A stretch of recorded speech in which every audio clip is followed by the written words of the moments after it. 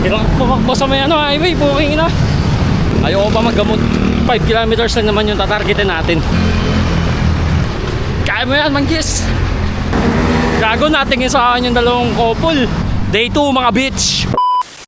So yun, kakalabas lang ng result natin, yung sa annual PE result. Ang taas ng kolesterol, ang taas ng triglyceride. Kailangan ko ng diet.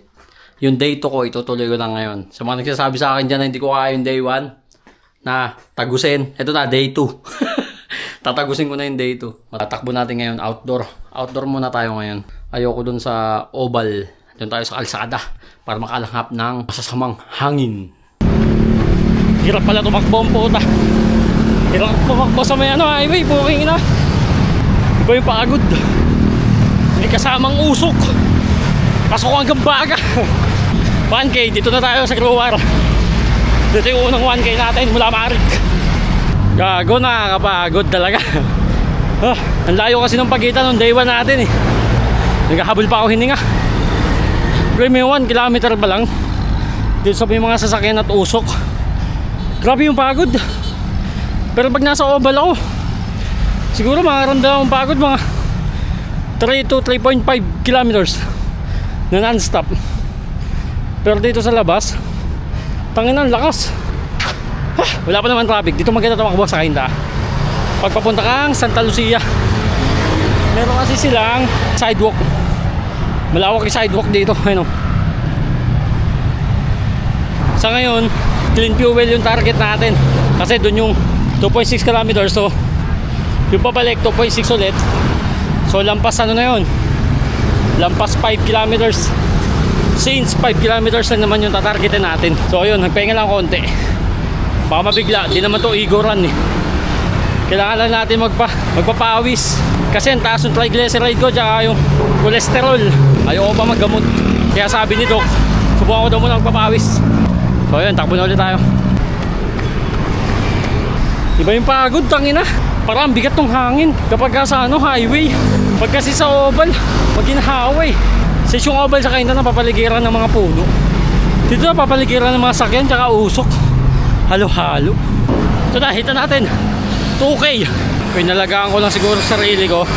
Kung di ako nagpabaya sa mga kinakain, baka hindi ko kailangan magpakahirap mag-exercise. Pero yun mo yun, ibig sa magiging libangan mo yung pag-exercise, ano nangyari? Naging required para makabawas timbang, para maging maayos yung health ko. Eh kung maayos na yung health ko simula pa lang, umiiwas na ako sa mga bawal, eh di sana yung ganito ko libangan na lang, tapos enjoy pa. At the same time, no pressure. Kasi wala kang i-hit eh. Kasi libangan mo eh. Eh ngayon wala. May target. Kasi malapit. Malapit ng magkasakit. So hindi na natin antayin yun. Pro ng puso eh. Ito na tayo sa may Uni Oil. Uni Oil na tayo. Dito malapit sa Futurized.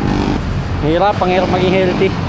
Unang-una kasi, sarap kumain ng bawal. Nangabilib ako doon sa mga consistent na tumatakbo. Napapanatili nila. So ayun, tatakbo na ulit tayo. Baka puro lakad mangyari. Pero di man natin pepersahin kung ano lang yung kaya. Pagka hindi na kaya, papahinga. Kasi nagbabalik loob pa lang naman eh. Day 2 mga bitch.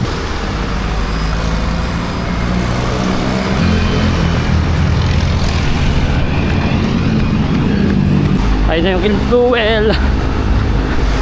So nahit na natin yung 2.6. Ayan, iikot na lang tayo since nahit na natin yung 2.6. So ngayon tatawid na tayo pabalik. Bilis lang no. So bilis yun kung batak tayo. Dito tayo sa pedestrian. Tatawid tayo, punta tayo doon sa makukulay na lugar. Doon pabalik ng junction.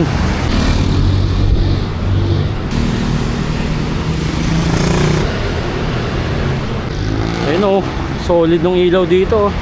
Pag ito yung tatakbuhan, gaganahan ka talaga. Solid oh.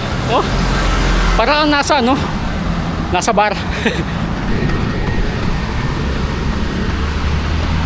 May lovebirds po. Sana all. Sana all bata. Push, push, push. Kaya mo yan, Manggis. Sige lang. Para sa puso, literal na puso. Ayun na pa ako nakakita dito ng mga lovebirds Gabing gabi may lovebirds pa rin. Ayun o, sa kabila. Hindi na masyado kita kasi ano eh. Hinggit ako eh. May biyahing kainta naman dito. Sakay na kaya ako. Ayan, papagod na ako. Nakapagod men. Ay, gusto ko lang sumakay sa jeep. Sakto baba nito, kanto na namin. Ito din kasi yung suggest ng isang tropa natin na mamaw tumakbo. Shoutout sa'yo, Jason ng Pasig. Tumakbo daw ako sa Alsada Highway, yung may mga sasakyan. Kasi iba daw yung pagod dito. Kasi kung puro oval daw, hindi magiging patak yung baga. Kasi malinis yung nalalanghap. Ito, sinubukan na natin. Napapatunayan na rin natin. Gago, natingin sa akin yung dalawang couple.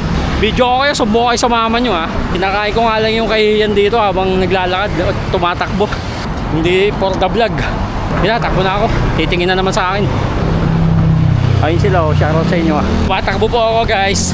Baka mag-comment dyan, makita. Joke lang, hindi naman tayo sikat. Sabihin, hindi naman natakbo, naglalakad lang yan. Tumatakbo tayo, hindi para sa views, para sa sarili. Bonus na lang kung may manunood sa ating walang kwentang video. Junction, nandito na tayo sa junction. Nakarating rin. Konti na lang. Halos mahit na natin yung 5 kilometers. Pero doon na tayo titigil sa bahay. Nakastop lang eh. Ayoko naman kumanan, papuntang Pasig. Depende kung abutan ko. Ayun, nago na. Ayun o, nago. Sana umabot, putang ina mo. Naabot.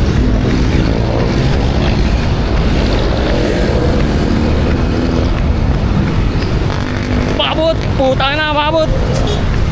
Nakatawid tayo para tayong motor. Malapit na tayo sa arko ng Mare. Siguro 400 meters na lang to. Nasa bahay na tayo, makapagpahinga na. So sasaglitin na lang natin. Anong oras na rin? Touchdown. Dito na tayo. Pagod. Mag-update lang tayo sa Strava. Ito ang tunay na patunay. Sabagay, kung di naman ako naresetahan ng doktor na kailangan magpapayat at baka ako yatakin sa puso eh. Magpapapayat ba ako? Hindi naman. Sana tumagos ang day 3. So yun, shoutout sa'yo, payaw mo. Nagkaroon na ng day 2. After 2 years, nagkaroon na ng day 2. Nagkatotoo na. So yun lang mga men.